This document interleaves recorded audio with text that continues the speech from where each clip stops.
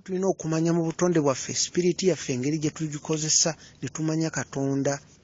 Ate mu butonde bwaffe buli omu yatondebwa mu kifaananyi kya Katonda ng'era asobola okumanya Katonda.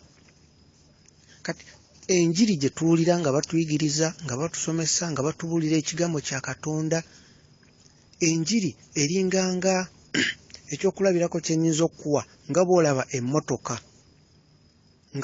emmotoka ng'erimu ingini, erina emipiira, erimu battery, buli kimu. Kati eno enjiri gye tubuulira ekola nga bw'olaba starter w'oteeka ekisumuluzo mmotoka n'oteekamu ekisumuluzo n'etandika. Kati yeno enjiri gye tukubuulira, naye nga ebisigadde byonna gw'omanye Katonda byakutondebwamu mu butonde bwo otegeererawo Katonda. Eno enjiri kwegamba yo yakuyamba, kwegamba etuyambako tusembeza wali Katonda, naye nga mu butonde bwaffe Katonda bw'ayogera mu mwoyo, mu butonde bwaffe twatondebwa nga wetusinkana Katonda ayogera naffe ne tutegeera mu mwoyo. Era buli kimu, buli muntu gola Katonda gwakossa n'asabira abantu ne bawona, buli kimu naawe watondebwa bw'oti era obusobozi Katonda yabukuwa. Kwezuula bwezuuzi omuntu waffe ow'omunda, ne tukula mu mwoyo, ne tumanya ebintu eby'omwoyo kuba Katonda mwoyo. Bwe tuba tetuli ba mwoyo tuba tuliko ekifu ku maaso, ngaliwo ebintu bye tujja okuwulira tuwakane, boogere ku dimoni owakane, boogere ku bamalayika owakane, boogere ku biri mu ggulu owakane. Olw'ekyo ekyogerako mu 2 Corinthians chapter 3 okutandikira ku verse 15, tuliko ekifu ku maaso bwe tuba nga tetuli bantu ba mwoyo. Naye ye twongera okutambulira mu Yesu Kristo, ekyo ekifo kivaawo. Ky'obola osanga musajja wa Katonda oba mukyala wa Katonda tosobola musanga ng'akaayana wantu ng'oba akaayana ebyawandiikibwa, nedda, kuba kyaba ayogerako aba amanyi ekisukkulumye kwoli kyasoma obusomi ku mpapula.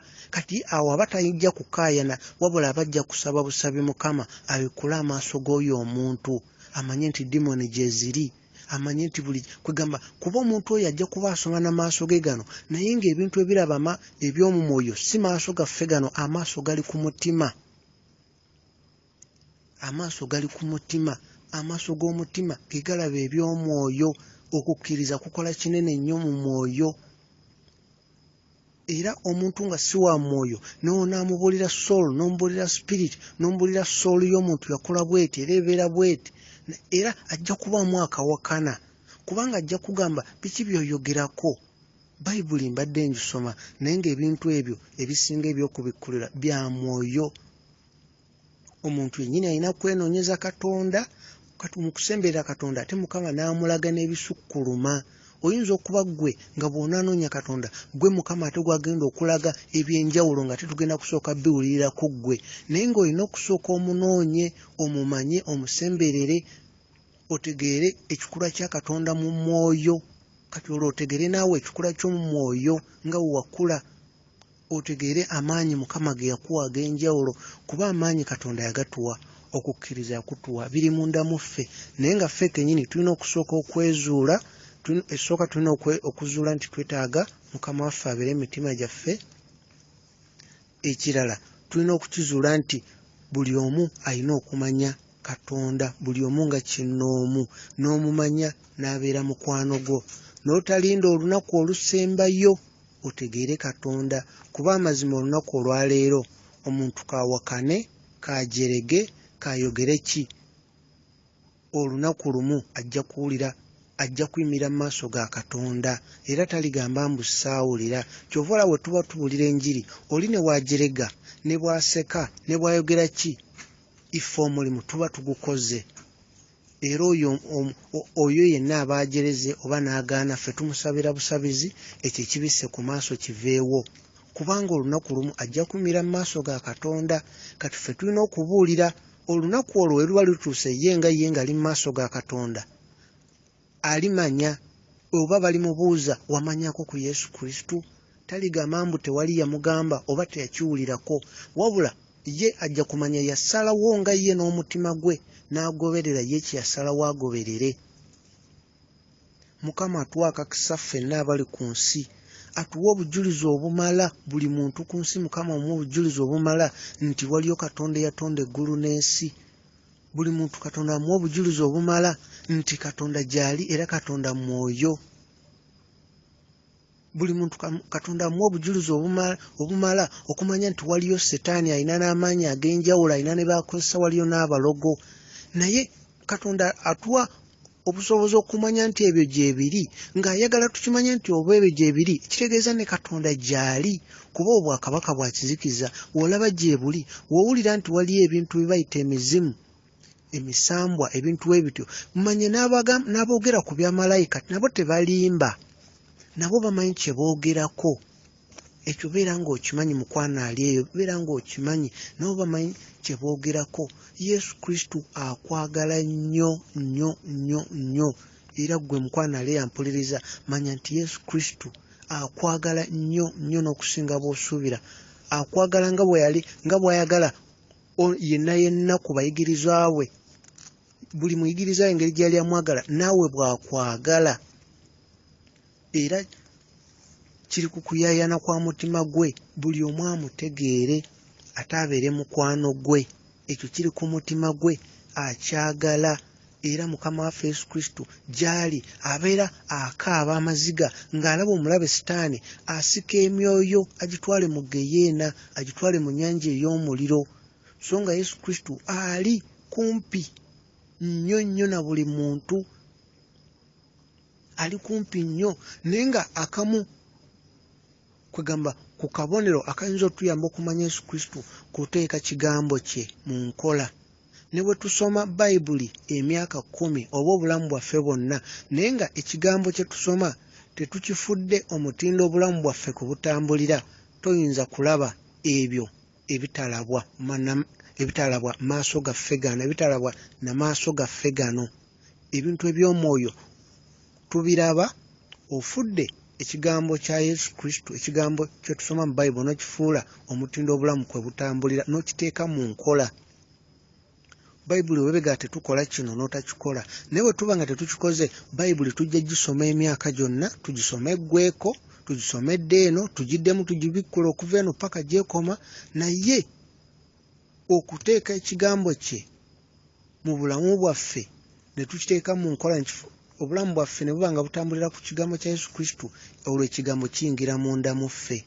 Iffe n'ekigambo ne tubeera omuntu omu.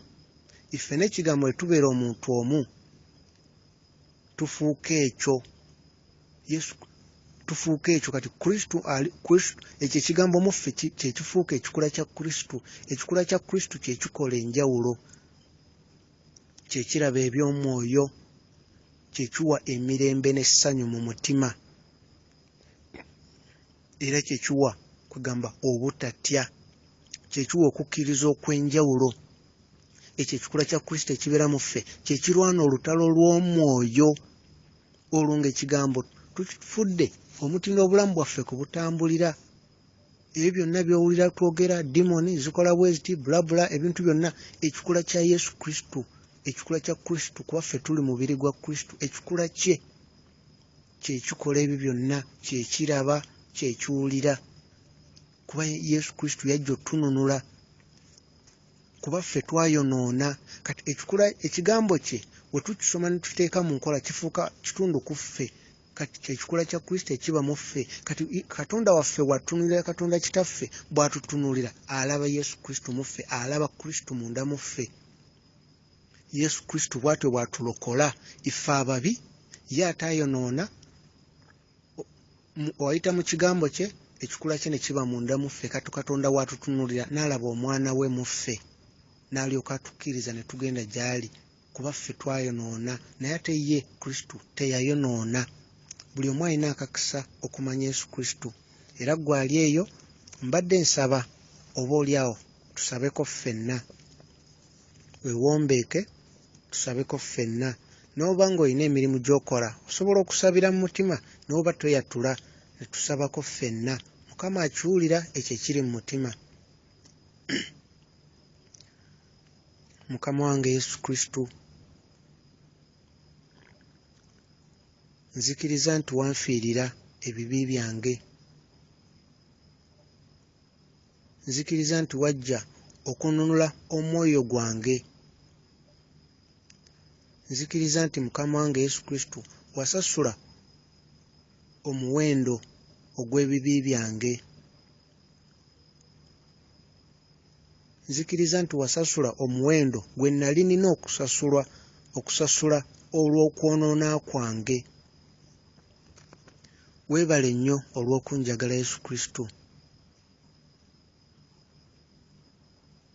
Ne mu kiseera nga situukiriza ebyo bye nkola, Mukama Yesu gwe otuukiriza ebyo bye wasuubiza. Nkukkiriza Mukama wange Yesu Kristo obeere omulokozi wange era omununuzi wange. Osangule erinnya lyange mu kitabo eky'okufa. Owandiike erinnya lyange mu kitabo eky'obulamu. Nkusuubiza okugoberera era okuweereza Yesu Kristo Mukama wange.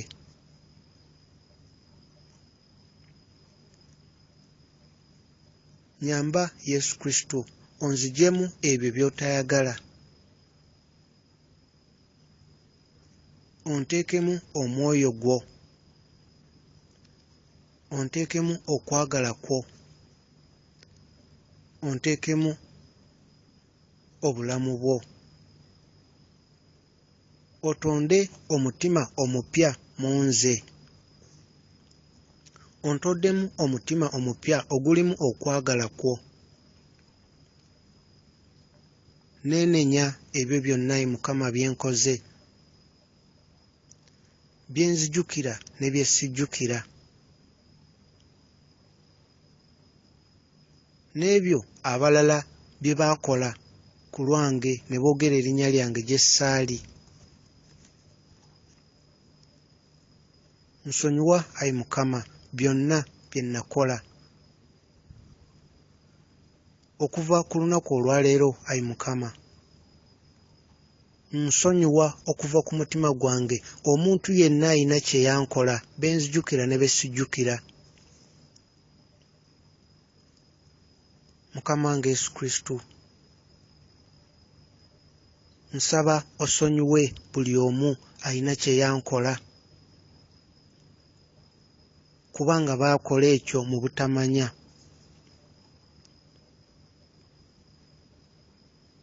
Weebale nnyo Yesu Kristo. Mu linnya lya Yesu Kristo tusabye. Amiina.